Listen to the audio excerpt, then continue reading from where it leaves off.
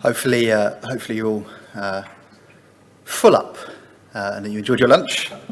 And we'll claw back a little bit of time this afternoon, so we'll be in good time to go and do the museum tour a little bit later on, but not before. We've been joined by Dr. Wendy Buckley from Carbon Footprint, as you would hope and expect, I guess, being from Carbon Footprint. She hasn't driven here in a gas guzzler to come and pollute us all, and is joining us remotely. Hi, Wendy, how you doing? Hi, really good. In fact, I'm proud to say I don't actually own a gas guzzler. I have a fully electric car that's built on renewable energy. So I'm really gutted I can't be with you there at Gaydon today. It is a place I have presented at several times, and it's a great venue. And unfortunately, one of my children has been pinged 3 times from school, so self-isolation for her and childcare and homeschooling duties on this, the last day of the school term for many. So yeah, that's me. Yeah, you have in the room who struggled a little bit with childcare from home. We're having a slight feedback loop going on, Wendy, just at the moment. So while we sort that out, we will. Do you want me to carry on? I think we're just about there. Just tuning the machine in the back end. That sounds good. So as I said before this morning, yes, we're happy to say that we're a carbon neutral organisation and have been for a couple of years, and have worked with Carbon Footprint, both ourselves and with some of our customers as well. And I'm sure Wendy's going to enjoy the opportunity to talk to you all about how you might be able to make some change and make some influence within your organisations as well on the journey towards a better planet for the children that Wendy's got at home and the child that I have at home, and I'm sure many of you have as well. So Wendy, over to you. Brilliant, fantastic. Right, okay, I've had the intro there. I'm actually client director over at Carbon Footprint. I'll let you do a little bit of looking on our website, carbonfootprint.com, and you can find out a little bit about what we do. It is full sustainability consulting, but enough of that. What we're going to talk about today is why go carbon zero now, why go net carbon zero now, what that means, and hopefully I can start to persuade you today that this is a straightforward thing that makes business sense and has a very robust business case attached to it. I've got a special remote pointer here. I'm now going to point at the screen and hopefully that's all going to come to life. There we are. Right, this looks like a very nice picture, and indeed it is, but it's more than just a man in a field planting trees. This gentleman here is our colleague Mburo, who heads up the Kenya tree planting team. He's got a degree in mathematics. He's absolutely dedicated to make sure that climate change gets addressed in these regions, that reforestation happens there, supporting lots of different things. Obviously, I'm going to say biodiversity, but there's a lot more than that. There are quite some impoverished communities around there, and what he's actively doing is running education programs so that all of the communities can learn how to do sustainable farming. So this is really quite a holistic thing that's going on here. So that's why I wanted to show that picture there of Mburo, who heads up that team. What is the big picture? Well, if I were being Bill Gates, which I'm not quite today, I might talk about him a bit as we go forward here, I would say there are 2 numbers you need to look at. The first one is 51 billion tonnes and the other one is 0. 51 billion tonnes is the amount of CO2 that we as a planet emit each year. And this number needs to get to 0. And I think most of you will probably know that the timeline being associated with that is 2050. If we were speaking with Greta Thunberg or Sir David Attenborough, they would tell us a slightly different story or say that's not quite as simple as that, and we'll come to that. But these are the 2 numbers we have to have in mind here, 51 billion and 0. And we know we've got to do this because here's a shot just from our website of perhaps something that looks to be, I'd say out of date, because this is what, a year or so old now of the consequences of this happening. And we see every day now online in the news the consequences of climate change. And I barely need to say any more about that. This is only going to get more. There's me working from home over the last year. So I wanted to show this shot rather than Bill Gates holding up his book. That's me actually, I guess, towards the beginning of the pandemic, reading Bill Gates's book. If you haven't, it's a good read. Okay, it probably won't be the greatest prose that you'll ever read, but it's very factual and it gets to the point. And I think that's quite a compelling statement that he's saying most amazing thing humanity has ever done will be tackling climate change. So I do recommend that you have a read of that. If you don't like reading books, I managed to get through it in an evening. So it is very thought provoking. It is really practically based as well. A good read. Let's go on to some definitions then of what exactly does net zero carbon mean. And I wish I were in the auditorium now because there'll be people shouting at me going, well, I hear carbon neutral, I hear zero emissions. What does it all mean? I'm going to say net zero carbon doesn't mean having zero carbon on site. So we're not asking you to necessarily put a big windmill, renewable energy on your own site, and few of you would actually have enough room to be able to do that. It doesn't mean that. It does mean a combination of things. And what you are going to have to do at the onset is actually know what your carbon footprint is. It's just a handy little reminder if you don't know those terms there. Carbon footprint is a measure in tonnes of CO2 of the environmental impact that we have in terms of greenhouse gases. So that's what the footprint is, and we're trying to get from wherever we measured, to zero. Okay, and there are a number of steps that have to come about to reduce that. That doesn't necessarily mean cutting out energy use. It just means using low carbon sources of things. And I'll say a lot more about that. Also within that definition is going to be the compensation of the emissions, which in practical terms at the moment means carbon offsetting, and we'll get to that. Okay, so there are different definitions around here, but I think the world has got to a bit of a landing of saying net zero carbon is the most practical way of addressing this. For once, I usually sit in the auditorium saying to people, put your phones away, concentrate and all the rest of it. But I'm actually going to ask you to take out your phones now, whether you're in the auditorium or you're watching out online there. If you can just get your phones out and scan in that QR code, there's a little poll there on, is your company measuring your carbon footprint? I'll just leave that up there for a few more seconds. If you follow the instructions there, just go straight onto your phone. And if you could please fill in that poll, that would be great. And what we'll do is we'll see what those numbers are looking like and analyse that on the fly there. So is your company measuring its carbon footprint at the moment? Let's have a look at some of the big picture stuff then from the UK. We have had a net zero commitment in place for a couple of years now, and you can see the minister there on the left signing the papers, signing us up to that. We were one of the first few countries to do that. There are very many now that have these things in place. And some of the other significant things that are happening right now, obviously you hear about COP26 happening in Glasgow. They've opened the registration on that, I think partly so they can get all the vaccinations in place and make that nice and safe. So that has opened. But in anticipation of that, BEIS has launched the Race to Zero.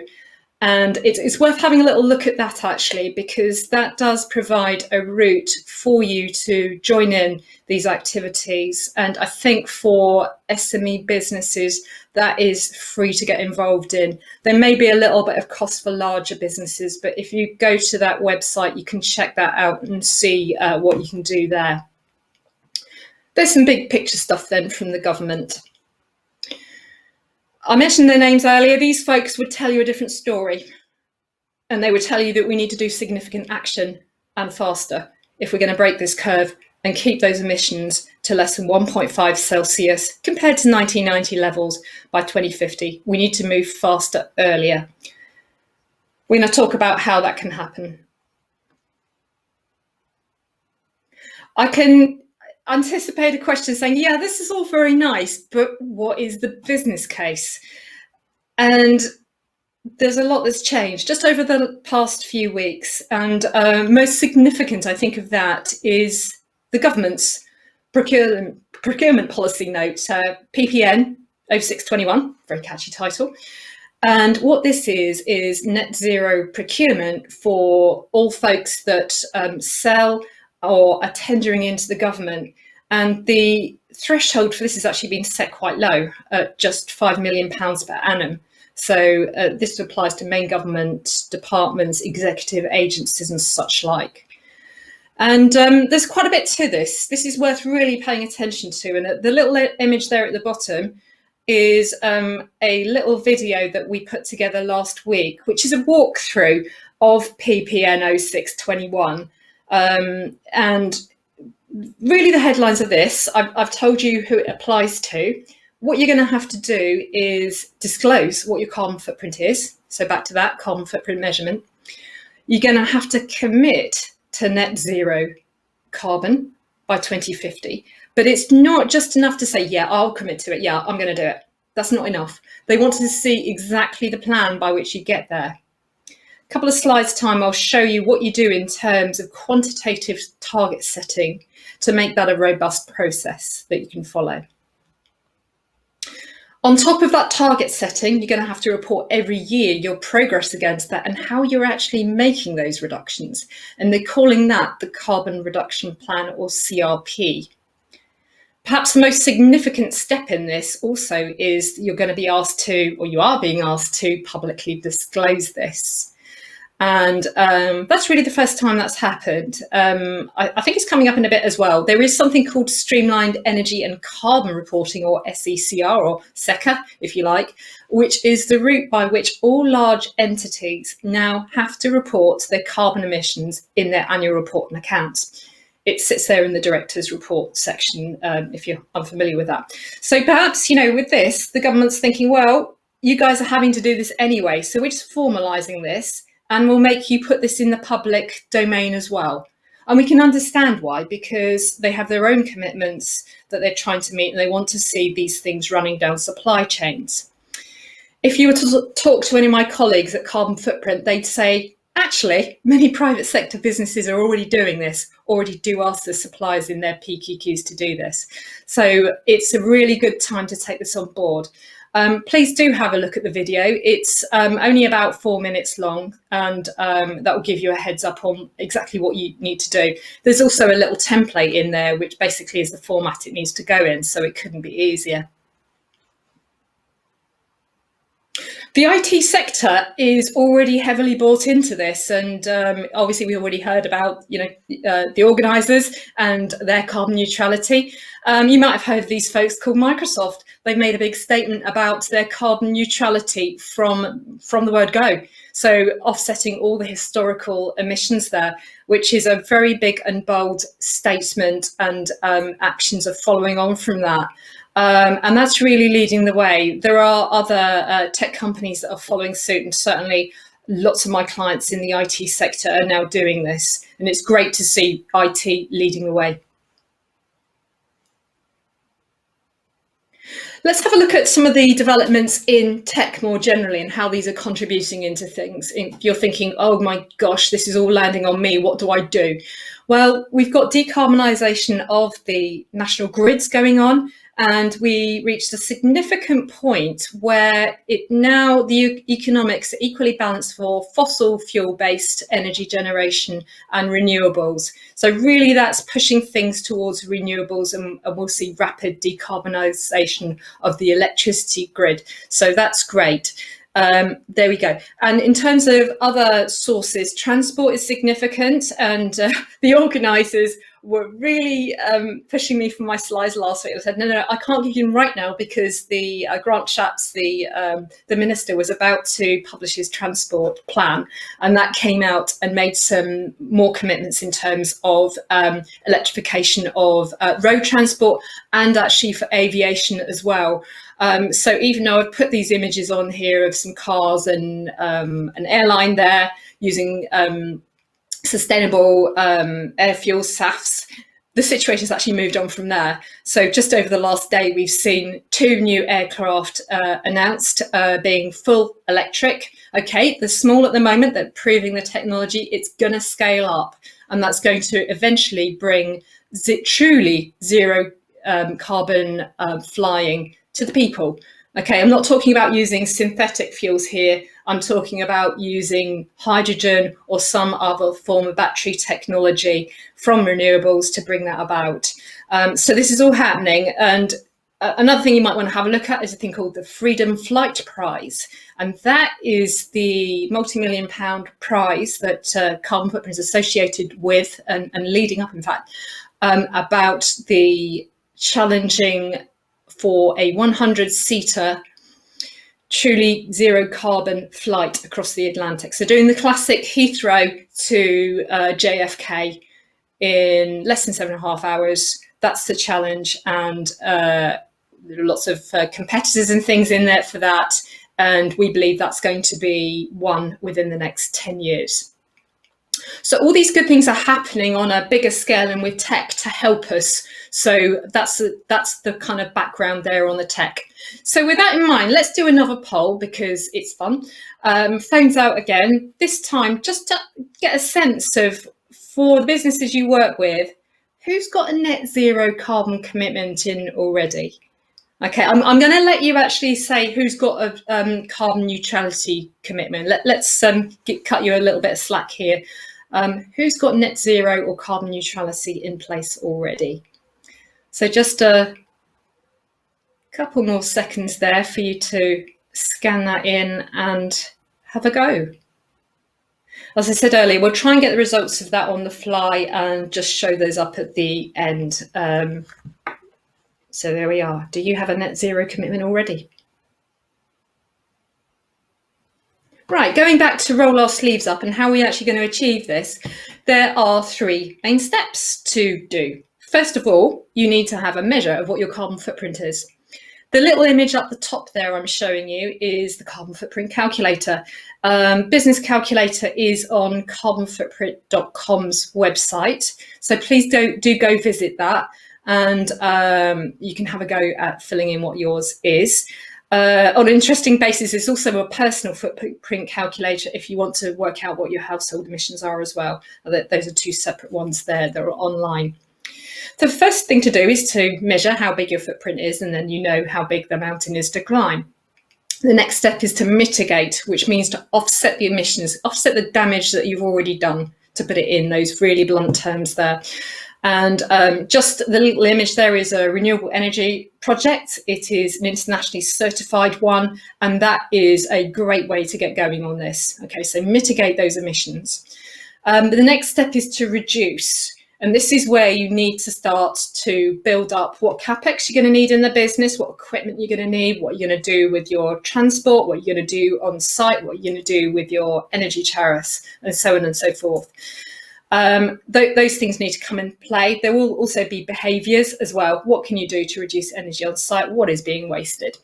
Okay, and the 4th bullet point there is basically the rinse and repeat. You need to keep doing this, keep measuring it, and keep reporting and sharing with your colleagues how you're doing. There's nothing like setting a target and showing how you're progressing to it. Get people on board to help you out. You'll find lots of friends who want to help you out with this in your business. Right, the maths bit, target setting. What you're going to have to do is get your spreadsheet out. And what I'm really showing here, apart from this is probably going to be an eye test for lots of people in the auditorium and sitting there at home. What you're going to do is plot how you're going to get to zero. And there's a number of things that you can do to get there. Some things here are called passive reductions. What do those mean? Well, this relates to the decarbonisation of the grid. Every year, the national grid puts more and more renewables on board and takes down the carbon intensity factor. And that's what we're seeing for a purely passive reduction programme with no input from yourselves. But you're going to have to go faster than that, and hopefully you'd all want to do that. And this is where the active reductions come in place. And this is requiring you to actually do something. One of the easiest things along those lines will be to switch to a renewable tariff. and lots have. Obviously, that relates largely to the electricity. Gas may be a bit of an issue there, but that's this is a simple test, a simple step that you can take, and it can be on parity on costs there for you. The other things relate to the capex you'll put into the business to invest in new equipment and cars and whatnot to bring the emissions down. So that's really how you ring the big changes there and start bringing that curve right down. Now, going all the way back to what I said about the government's PPN 0621, net zero procurement, this is one of the key graphs they're going to get you to submit. So you might as well do this because you're going to have to submit this to them anyway. There is a nice video on the website actually that shows target setting in action there. So we'll be sure to share that link with you as well. That's again another 3-minute watch of how to do that. Carbon offsetting. This is the means by which you're going to mitigate in the early days those emissions. Okay. It's not the stop point because you have to reduce your emissions with internal reductions as well, but those are going to take some time to kick in. So the model here is that the carbon offsetting will be the biggest in year 1, and as you go forward, that will decrease, get less and less and less to the point where you don't need it. And if I were Greta or David, I'd probably thump the table now and say we have to reduce the emissions now. It is as simple as that. So carbon offsetting reduces the emissions now. These are big projects across the globe, and this provides extra funding to make sure that those happen. Quickest, easiest, and most cost-effective way per tonne of carbon to make that happen. Back to this one about ambition. Be bold. The IT industry is being incredibly bold about this, so don't wait around for 2050. Please go quicker than that. Your industry can, so please do.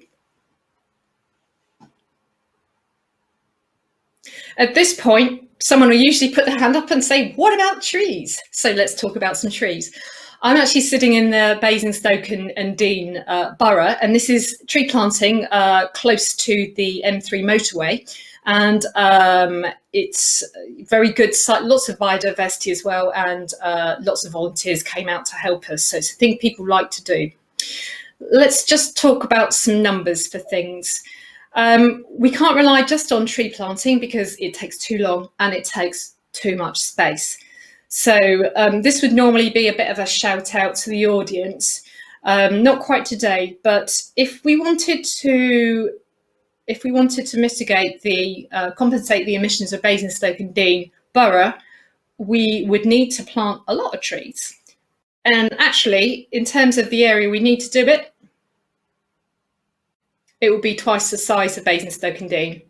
And if you don't know the area, this probably means that we need to have all of that area around by the M3, and we need to cover Andover and places like that with trees as well, which may not be too popular with the people of Andover, or maybe they like it. But this scales up to the UK, so the same applies there. If we wanted to compensate the emissions of the whole of the UK, we'd need to cover 2 UKs with trees. So that ain't going to happen.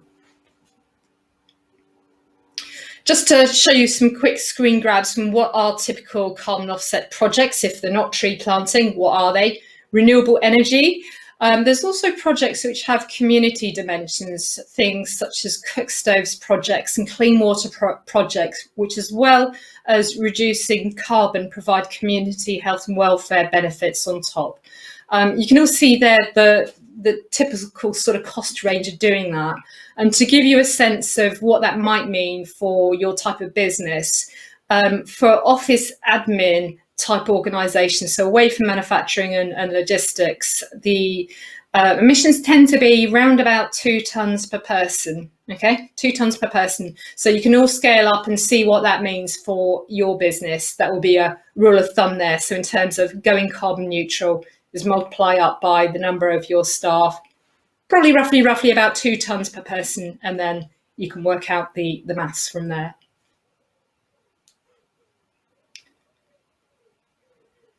So why go carbon neutral now? Well, hopefully there's a compelling case in here. And actually, I'd say with things changing over most recent times, the business case is absolutely there, front and centre. Okay. It is straightforward to do. I've shown you the process there of measure, then we need to compensate, then we need to reduce, and then we repeat that. Hopefully you're going to communicate that with your staff and with the outside world, as the government's procurement wants us to know. And for your brand as well, enhancing what you do. Obviously, it is consistent with CSR as well. There is some good evidence that employees like it. So staff retention could be an element in there as well. I couldn't really talk and not show a lovely picture from NASA of this lovely blue-green planet that we live on. And just remember, this is what it's all about. So that's really the main part of what I wanted to say today. Net zero carbon is the way forward. I challenge you guys to beat 2050. I challenge you to have a go at it this year and see what you can do. We've just got a slide here that tells you a little bit about ourselves. What I'm actually going to do is see how we got on the polls. So I'm going to look slightly over here and see what we got. And let's just see if I could please share my screen with the lovely tech team here. Let's see if we can do that. Right. We're going to try and do this and go across to lovely Microsoft Forms. If you can just bear with. Right. I think you can see that. It's up on my screen. So let's have a little look. Thank you for all of those that filled this in, and we can see what's going on. Okay, that's very interesting. Very interesting. We've actually got a good number of folks here who are measuring their carbon footprint. Okay, some might be a little bit out of date on things. We've got quite a few no's there as well. So what I'd say to you guys would be to go onto carbonfootprint.com and have a little look. I'm just going to jump over actually to the website. Oh no, that's him. I should jump over here and show you a little bit on climate change. But what I wanted to highlight was, if we go here, we can get to free calculators. So go here.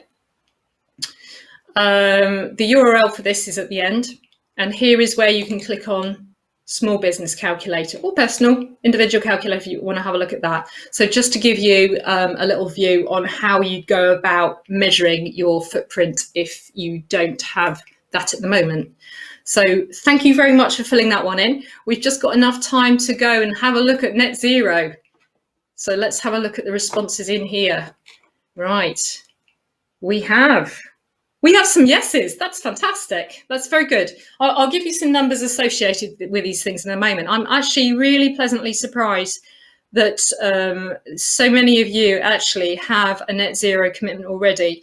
I think if we looked at perhaps more traditional businesses, you might see half the size of that slice there. So that's really good, actually. That is good.